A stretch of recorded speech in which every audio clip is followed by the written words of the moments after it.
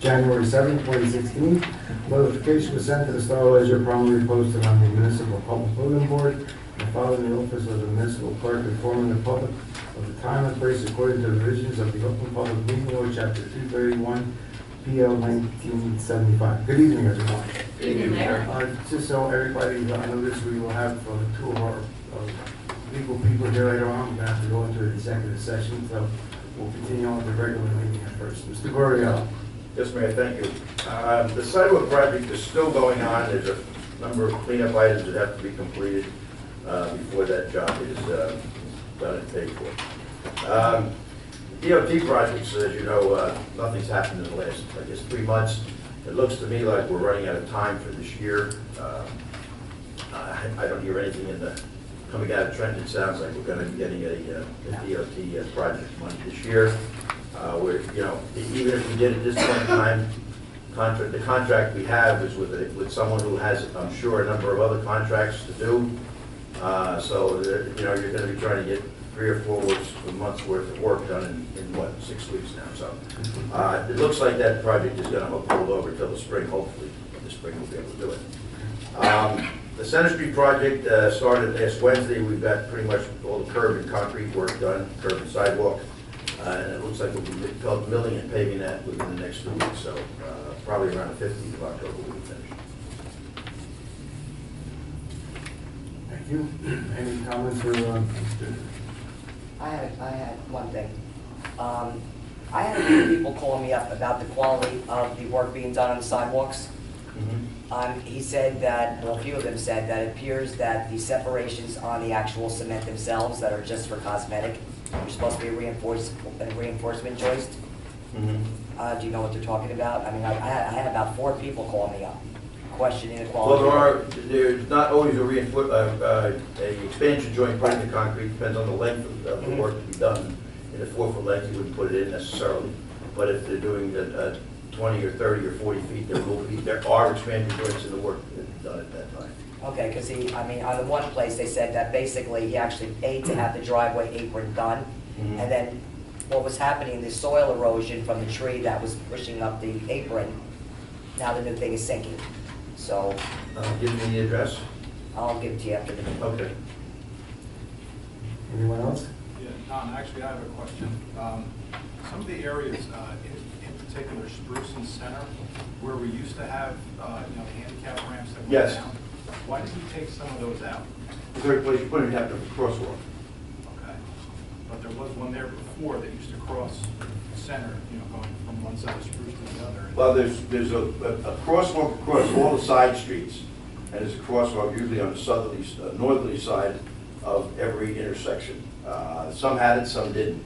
But with the new standards, sometimes it gets very difficult to fit it in between the telephone poles and inlets and things like that. It ends up being pushed down the street. So, we've only done 2 intersections, Locust and, Spruce, Myrtle and Spruce. And in those 2 intersections, we have only 1 crosswalk on the northerly side. Right, but then why did we have one on the south side and now it's gone? That was the question I had. Well, as I say, every place you put a crosswalk, people have to stop when the traffic is moving. So, for people crossing over. So, if you're going toward the center of town, you have the option, you can cross on either side of the street, and on one side you have most of the intersections don't have a double crosswalk.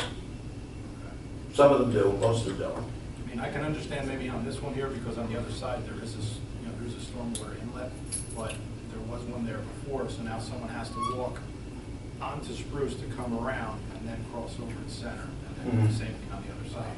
Right. So the standard is not to put them on the south end. Well, that's just the way we designed it. All right. Okay. Now I have 2 items. Water companies on Myrtle Avenue. Yes. And they said they're still flushing the line. What does that do? I'm sorry, when? Flushing the line? Yes. Are they still doing that process, and what does that indicate? I think they had a problem with crossing the culvert down at the Westfield boundary line. Okay. And until I think they make the permanent hookup, that's probably why they're still flushing. And also, too, on Locust, they're doing water and gas.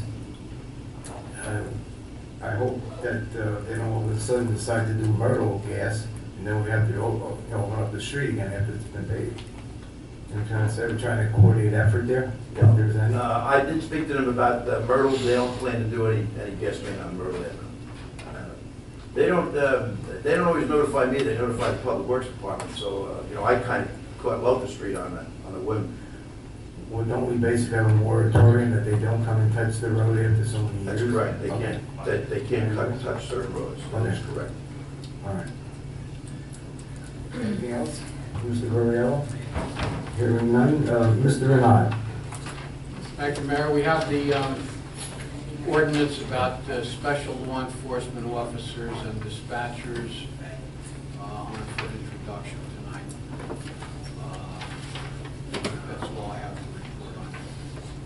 Okay, thank you. Ms. Ariana, any? Thank you. Okay, any unfinished business for the council this evening? Any new business? Moving on, comments or matters for discussion from members of council. Councilwoman Kukrow. Thank you, Mayor. Just one quick thing. I had a phone call last week about someone that was looking to get their fire hydrant redone. They said it was a disaster. He said he was told last year that the fire department takes care of it. I learned something new every day. It's not. It's the water company. So I did direct him to the water company. So if anybody has a problem with fire hydrants, just call up the water company instead of the fire department, and they will put you on a waiting list, of which they have no idea when it will be taken care of. That's all for my report, Mayor. Thank you. Any comments on? You know, I'm just curious, what streets, you know, what street are they? This one was on time. Okay, yeah, because we had the moratorium on Pine, and they weren't gonna rip up the street just to replace the fire hydrant, so last year we didn't do it. But yes, it is yes, it is the water company that does go around and, you know, does change them out, but there was a moratorium on that road. Yeah, I didn't know that. That was like something I learned that day. But I also, somebody told me also that the Girl Scouts or somebody painted all the fire hydrants for the bicentennial. So I said the owner's willing to paint it, as long as it's nothing funky or obscene. He said, no, you can't do it. You can't do it. So, you know, you learn something new every day. Very good, thank you. Councilman Martin? Thank you. Councilman Matthew? Okay, Mayor, thank you. Thank you. Councilman Sarno? Thank you, Mayor. The only thing I want to talk about is I want to get a better representation with our planning board. I want to investigate having the council actually go ahead and vote on members of the planning board. I feel that there's an unfair representation right now. I feel that the mayor having every appointee for our planning board is not the best way to go, and I would recommend that we put it into committee to look into writing up an ordinance or changing what we have in our books to show at least some of the members of the planning board be appointed and some be voted upon by council. Okay, thank you. Just a, I'll wait till it's my turn. Give me a minute. That's all. And one thing for Bob. Okay. We received a letter from, I guess it was the city of Elizabeth, and they're including us as a plaintiff, or a defendant rather. You wanted to explain exactly what that entails and why they're doing that, including Garwood as a defendant in a tax court case? Okay. Yeah, I'd be happy to. Actually, I was going to discuss that, well, not tonight, but we can talk about it tonight.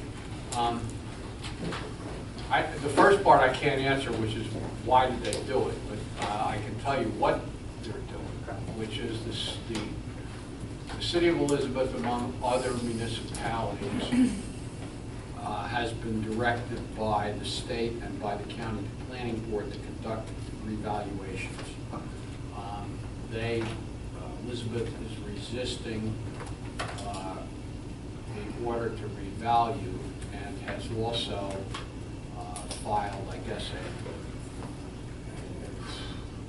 I believe a counterclaim and a cross-claim, which includes all the municipalities in Union County, stating that if Elizabeth has to revalue, then everybody should have to revalue.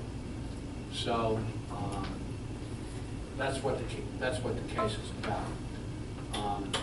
We could, because we've been named as a party in that action, and if you want to discuss it at length, we probably should discuss it in executive session. But I can tell you generally that if we wanted to, we would have the right to join in that lawsuit and oppose it. I wouldn't recommend, frankly, that you waste the money to do that, because I think that whatever is going to happen is going to happen. Sooner or later, candidly, all of the towns are going to get ordered to revalue, whether it's this year, whether the order comes out this year, next year, 4 years from now, or 5 years from now. So at some point in time, it's going to happen. It's probably going to happen in the, I don't want to say the near future, but in the not too distant future anyway. And I don't see the point, frankly, in the borough wasting its money joining in this lawsuit and trying to litigate and persuade one way or the other, because frankly, I think either a judge is going to order it or not, regardless of whether we participate. Thanks for shedding light on that for all of us. That's all I have. And not to cut your statement short, I will be looking into that committee situation for the planning board. Okay. As I mentioned before, we're going to go into executive session. We have 2 of our consultants here on different issues. So, Ms. Ariano, would you please read? Yes, resolution 15270.1.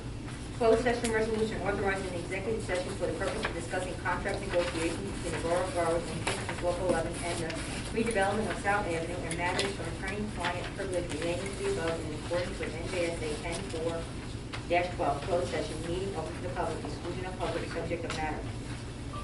Whereas it is necessary for the mayor and council of the Borough of Garwood to conduct an executive session closed to the public in order to discuss the above listed matters. Now therefore be it resolved that the council of the Borough of Garwood move to go into executive session in accordance with the provision of the Open Public Meeting Act for the purpose of discussing the subjects stated above, and be it further resolved that the matters discussed in the minutes of this closed session shall be disclosed to the public when the reasonable confidentiality no longer exists. Do I have a motion? So moved. Second. All in favor? Aye. Okay. Roll call. Okay. That being said, we'd like to start with the labor attorney, please.